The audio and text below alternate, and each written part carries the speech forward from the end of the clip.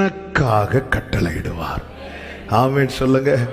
உனக்காக தம்முடைய தூதர்களுக்கு கட்டளையிடுவார். இப்பொழுது விசுவாசத்தோடு உங்கள் வலது கரத்தை உயர்த்தி சொல்ல முடியுமா? எனக்காக கர்த்தர் தம்முடைய தூதர்களுக்கு கட்டளையிடுவார். ஹல்லேலூயா. நமக்கு வேண்டியதும் நமக்குரியதும் நம் தேவன் நமக்காய் கட்டளையிட விரும்புகிறார். கர்த்தர் கடந்த வாரத்தில் முழுவதும் இந்த வார்த்தை இதை விட்டு அங்கும் இங்கும் நகர விடவில்லை. கர்த்தர் கட்டளையிடுவார். நாம எல்லாரிலும் பெரியவர் நம் ஆண்டவர். ஹல்லேலூயா. நமக்காக தேவன் கட்டளையிடுகிறாராம். சிங்காசனத்திலிருந்து பிறப்பிக்கப்படுகிற கட்டளை, அதை யாருக்கும் மாற்றவும் முடியாது, அதை யாருக்கும் மீறவும் முடியாது. ஆண்டவர் சொல்லுகிறார், உனக்காக தம்முடைய தூதர்களுக்கு கட்டளையிடுவார். பிரியமான கர்த்தருடைய பிள்ளைகளே, நாம் தேவ தூதரிலும் சற்று சிறியவராய் படைக்கப்பட்டிருந்தோம். நாம் பெற்ற பாக்கியம் என்னவென்றால், நமக்காக கர்த்தர் தம்முடைய தூதர்களுக்கு நமக்கு பணிவிடை செய்ய, நம்மை பாதுகாக்க, கர்த்தர் தம்முடைய தூதர்களுக்கு கட்டளையிட்டிருக்கிறார். இன்னும் வேதம் நமக்கு அழகாய் காண்பிக்கிறது. தூதர்கள் யார் என்பதை வேதம் நமக்கு சொல்லி தந்திருக்கிறது. 103வது சங்கீதம் அதனுடைய 20, 21 வசனங்கள்ல நீங்க படிச்சீங்கன்னா தெரியும். கர்த்தருடைய வார்த்தையை கேட்டு அவருடைய வசனத்தின்படி செய்கிற பலத்த சௌரியவான்களாகிய அவருடைய தூதர்கள். கர்த்தருடைய வார்த்தையை கேட்டு அவருடைய வசனத்தின்படி செய்கிற கர்த்தருடைய தூதர்கள். அடுத்த வசனத்திலே சொல்லப்பட்டிருக்கிறது, கர்த்தருக்கு பிரியமானதை செய்து அவர் பணிவிடைக்காரராய் இருக்கிற அவருடைய சர்வ சேனைகள். எபிரேயர் 1:14 சொல்லப்பட்டிருக்கிறது, அனுப்பப்படும் பணிவிடை ஆவிகளாயிருக்கிறார்கள். ஹல்லேலூயா. அப்ப நமக்காக கர்த்தர் என்ன செய்கிறார்? தம்முடைய தூதர்களுக்கு கட்டளையிடுகிறார். மத்தேயு 18வது அதிகாரம் அதனுடைய 10வது வசனத்திலே ஆண்டவராகிய இயேசு கிறிஸ்து இதை உறுதிப்படுத்தும்படி ஒரு வார்த்தையை சொல்லுவார். அந்த வார்த்தை தான், இந்த சிறியரில் ஒருவனையும் அற்பமா எண்ணாதபடிக்கு எச்சரிக்கையாயிருங்கள்.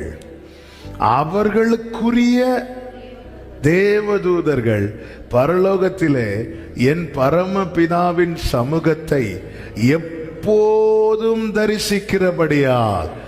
தரிசிக்கிறார்கள் என்று உங்களுக்கு சொல்லுகிறேன். அவர்களுக்குரிய. இன்னைக்கு உலகம் உங்களை ஒருவேளை அற்பமா எண்ணலாம். ஆனா ஆண்டவர் அதை வான் பண்றார். உனக்கு உன் பார்வையில அவன் மட்டும்தான் உனக்கு தெரியும். அவங்களுக்கு யாரும் இல்லைன்னு நீங்க டிசைட் பண்ணலாம். ஆனா உங்களுக்கு தெரியாது. அவர்கள் தெரிந்தெடுக்கப்பட்டவர்கள், அவர்களுக்கென்று நியமிக்கப்பட்ட தேவ தூதர்கள் இருக்கிறார்கள். அவர்கள் என்ன செய்கிறார்கள்? எப்போதும் பரமபிதாவை தரிசிக்கிறார்களாம். இந்த அனுபவத்தை தான் யாக்கோபுக்கு கர்த்தர் காட்சியாக காண்பிக்கிறார். அவன் வீட்டை விட்டு புறப்பட்டு வனாந்தரத்திலே ஒரு கல்லை எடுத்து வைத்து படுத்து தூங்கும் போது ஒரு சொப்பனம் பார்க்கிறான். அந்த சொப்பனம் என்னவென்றால், ஒரு ஏணி பூமியில வைக்கப்பட்டிருக்கிறது. அந்த ஏணியின் மறுமுனை வானத்தை தொடுகிறது மாதிரி இருக்கிறது. அந்த ஏணியிலே தேவ தூதர்கள் ஏறுகிறதும் இறங்குகிறதுமாயிருக்கிறது. அதற்கு மேலாக கர்த்தர் நின்றார். கைகளை உயர்த்தி ஹல்லேலூயா. இப்பொழுது யாக்கோபு எங்கே இருக்கிறான் என்றால், ஒரு வனாந்தரமான இடத்துல, எதுவுமே கிடையாது. உண்மையிலே யாக்கோபின் நிலைமை ஒரு கல் எடுத்து வச்சு படுக்கிற சூழ்நிலை. ஒரு பில்லோ கூட கிடையாதுன்னு செய்திகளில் அதிகமாய் பயன்படுத்துகிற வார்த்தை அது. வாக்குத்தத்தம் பெற்றவனுக்கு தலைக்கு கீழே வச்சு படுக்கிறதுக்கு ஒரு பில்லோ கூட கிடையாது. எதுவுமே கிடையாது. இப்ப யாராவது யாக்கோபை ஏதாவது செஞ்சா கூட ஏன்னு கேட்கறதுக்கு ஒருத்தரும் கிடையாது. அதுதான் நிலைமை. சில நேரத்தில் நம்முடைய வாழ்க்கை நிலைமை என்பது இப்படி கூட இருக்கலாம். ஆனா வாக்குத்தத்தம் தலைக்கு மேல ஹெவியா இருக்கு, ஹெவியா இருக்கு. ஆனா இப்போ இந்த வனாந்தரத்துல யாக்கோபுக்கு ஏதாவது நடந்துச்சுன்னா,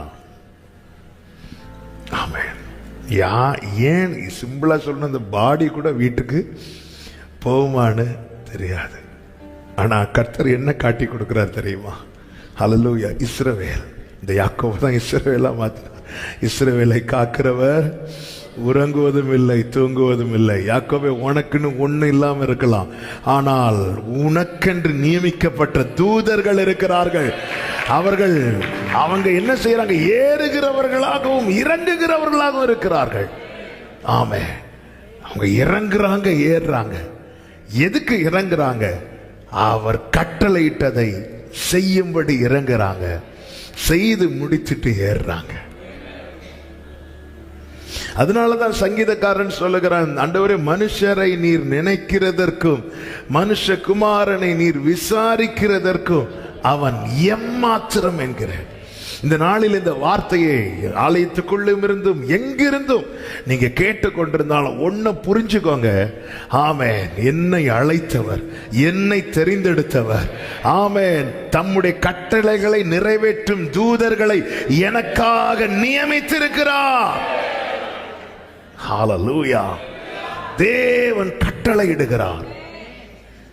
அவருடைய தூதர்கள் பலத்த சௌரியவான்களாம். நமக்கு தெரியும், ஒரு தூதன் ஒரு பாளையத்தை விசிட் பண்ண போது லட்சத்துக்கும் அதிகமான சத்துருக்கள் காணாமலே இல்லாம போயிட்டாங்க. ஹல்லேலூயா. உன் வழிகளில் எல்லாம் உன்னை காக்கும்படிக்கு உனக்காக தம்முடைய தூதர்களுக்கு. ஆமென். வாழ்க்கையில பல நேரத்தில் இந்த வெறுமையை சந்திச்சிருப்போம். ஆமென். சில நேரத்தில் கூட தோணும், எனக்கு ஒண்ணு நடந்தா கூட கேட்கறதுக்கு கூட ஆள் இல்லை. ஆனா அப்படிப்பட்ட சூழ்நிலையெல்லாம் தாண்டி தான் கர்த்தர் கொண்டு வந்துட்டு இருக்கிறார். ஹல்லேலூயா. நமக்காக கட்டளையிடுகிற, சிங்காசனத்தில் வீற்றிருக்கிற நம்முடைய தேவனுக்கு ஸ்தோத்திரம் உண்டாவதாக.